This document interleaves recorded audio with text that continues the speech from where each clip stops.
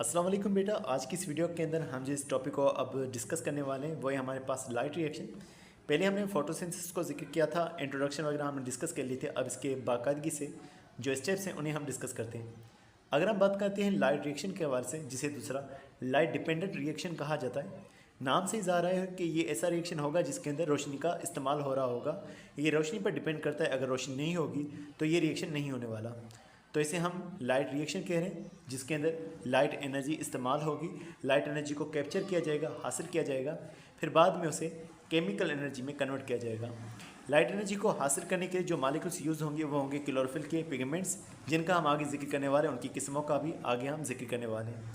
इस प्रोसेस के दौरान लाइट का इस्तेमाल किया जाएगा ताकि वो वाटर मॉलिक्यूल्स को ब्रेक करे। वाटर मॉलिक्यूल्स की हमें ब्रेकडाउन देखने को मिलेगा, और वाटर जब ब्रेक होगा तो हाइड्रोजन अलग हो जाएगा और ऑक्सीजन है वो अलग हो जाएगा हमारे पास। इस तरह से हमारे पास फोटोलाइसिस देखने को मिलेगा और ऑक्सीजन जो है वो अलग होगा। तो वाटर का टूट जाना, इसे फोटोलाइसिस कहा जाएगा, स्प्लिटिंग ऑफ द वाटर।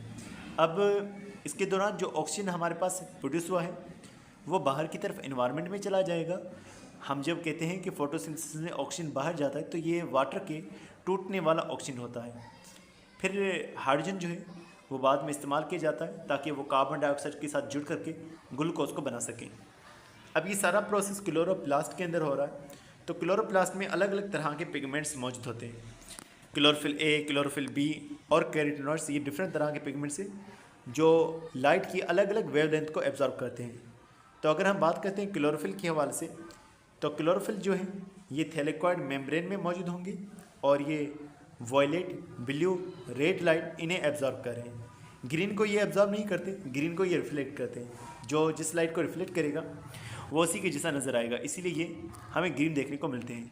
आगे हम देखते हैं कि किस तरह से इनकी अलग अलग हमारे पास वेवलेंथ होती है। यहाँ पर आप लाइट के वास्ते देख रहे हैं कि 380 नैनोमीटर से लेकर के 780 नैनोमीटर तक की उसकी वेवलेंथ होती है हमारे पास लाइट की, और इसके बीच के अंदर मुख्तलिफ हमारे पास कलर्स आ जाते हैं। अगर हम बात करते हैं, यहाँ पर दिखाया जा रहा है जिस तरह से क्लोरोफिल ए और क्लोरोफिल बी के हवाले से, तो आपको ये ज़्यादा ब्लू और रेड में नज़र आएंगे। तो ब्लू और रेड का ज़्यादातर हिस्सा जो है ये एब्जॉर्ब कर रहे होते हैं, क्लोरोफिल ए और क्लोरोफिल बी। तो उनकी पीक्स आपको नज़र आएंगी, मिसाल के तौर पर 430 नैनोमीटर और 670 नैनोमीटर।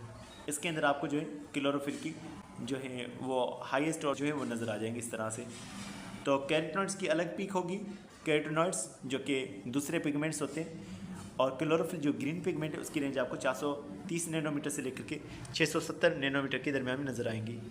अब मज़ीद लिखा हुआ है कि थैलेकॉइड मेम्ब्रेन में इन पिगमेंट्स के साथ में कुछ इलेक्ट्रॉन कैरियर मॉलिक्यूल्स भी मौजूद होते हैं, और एक पूरा बाकायदगी से सिस्टम बना होता है जिसमें इलेक्ट्रॉन ट्रांसफ़र हो रहे होते हैं, उसे हम फोटो सिस्टम कह रहे होते हैं।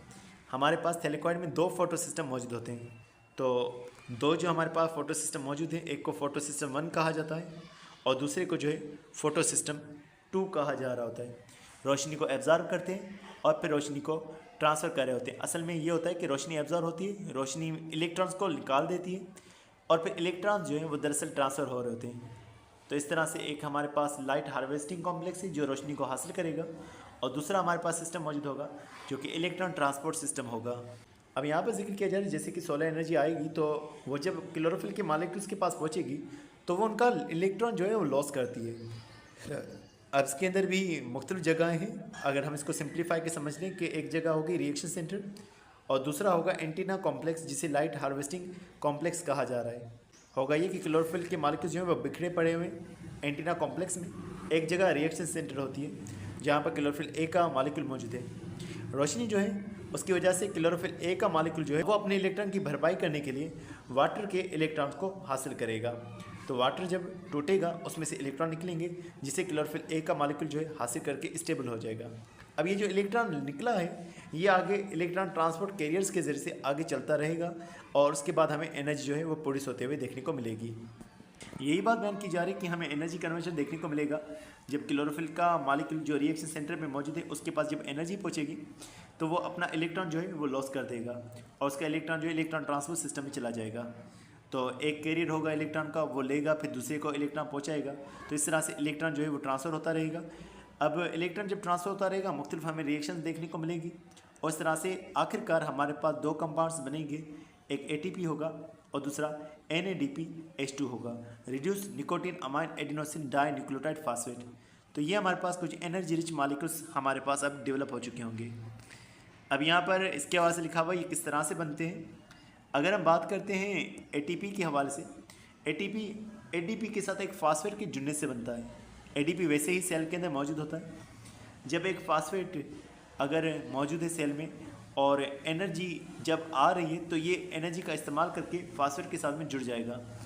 जब ये फास्फेट इस ADP के साथ जुड़ेगा और एनर्जी ऑफ लाइट को यूज़ करके जुड़ा है तो इसे फोटोफॉस्फोराइलेशन कहा जाता है। फास्फोराइलेशन उस प्रोसेस को कहा जाता है जिसमें ATP हमारे पास बनती है। तो फोटोफॉस्फोराइलेशन एक ऐसा प्रोसेस जिसमें लाइट का इस्तेमाल करते हुए, लाइट एनर्जी का इस्तेमाल करते हुए फास्फेट ATP के साथ जुड़ेगा और ATP हमारे पास बनेगा इस तरह से। तो इस तरह से हमारे पास जो है एक ATP का मॉलिक्यूल बना। इसी तरह से NADP भी पड़ा होता है क्लोरोप्लास्ट के अंदर।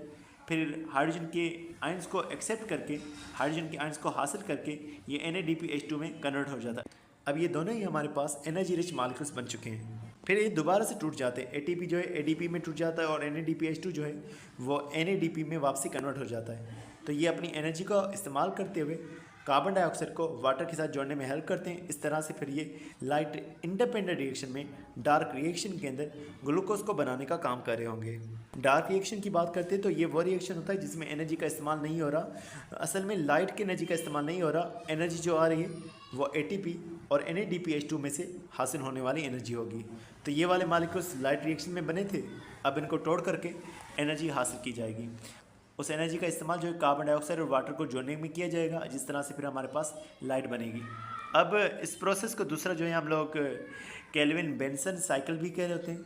एक साइक्लिक प्रोसेस ये हमें देखने को मिलता है। केल्विन बेंसन साइकिल इसलिए कह रहे हैं क्योंकि इसको डिस्कवर करने वाले जो थे वो केल्विन बेंसन, 2 साइंटिस्ट थे। उसके अलावा इसे C3 साइकिल भी कहा जाता है क्योंकि इसके दौरान जो पहला कंपाउंड बनता है वो 3 कार्बन वाला कंपाउंड जो है वो बन रहा होता है। अगर हम इस प्रोसेस की बात करते हैं तो कार्बन डाइऑक्साइड चाहिए होगा, जो कि लाजिम बात है, बाहर से आ रहा होगा प्लांट्स के अंदर या फिर रेस्पिरेशन के ज़रिए से वो आ रहा होगा। दिन के टाइम पर बाहर से वो कार्बन डाइऑक्साइड को हासिल करते हैं और कुछ रेस्पिरेशन से मिल जाता है। कार्बन डाइऑक्साइड को लेकर आने के लिए एक शुगर का मॉलिक्यूल भी चाहिए होगा, पेंटोस शुगर 5 कार्बन वाला एक शुगर भी चाहिए होगा। एंजाइम्स भी चाहिए होंगे और ATP और NADPH2 की मॉलिक्यूल्स भी चाहिए होंगे जो कि फिर एनर्जी प्रोवाइड करेंगे। लाजमी एंजाइम्स रिएक्शन में इन्वॉल्व होंगे। तो इस तरह से फिर ग्लूकोज को बनाया जाएगा। ज़्यादा इसकी डिटेल नहीं बयान की गई, लेकिन फिलहाल अगर हम इसकी डिटेल्स को डिस्कस करें तो इसके अंदर जो 5 कार्बन वाला मॉलिक्यूल यूज़ हो रहा है वो है राइबोलोज बिसफास्फेट। और इसके दौरान जो पहला कंपाउंड हमारे पास बनेगा वो 3-फॉस्फोग्लाइसर अल्डिहाइड हमारे पास बनेगा।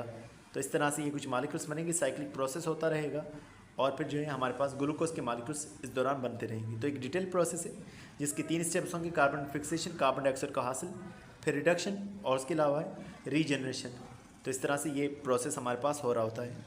अब यहाँ पर लिमिटिंग फैक्टर्स का जिक्र किया जा रहा है। हमारे पास जो रिएक्शन हो रहा है वो कुछ फैक्टर्स के ऊपर डिपेंड कर रहा है, उन्हें हम लिमिटिंग फैक्टर्स कह रहे हैं। अब फोटोसिंथेसिस में 3 हमारे पास लिमिटिंग फैक्टर्स हैं, मिसाल लाइट इंटेंसिटी, कार्बन डाइऑक्साइड और टेम्परेचर। तीनों के हवाले से जिक्र करेंगे वो किस तरह से फोटोसिंथेसिस के ऊपर असरअंदाज हो रहा है।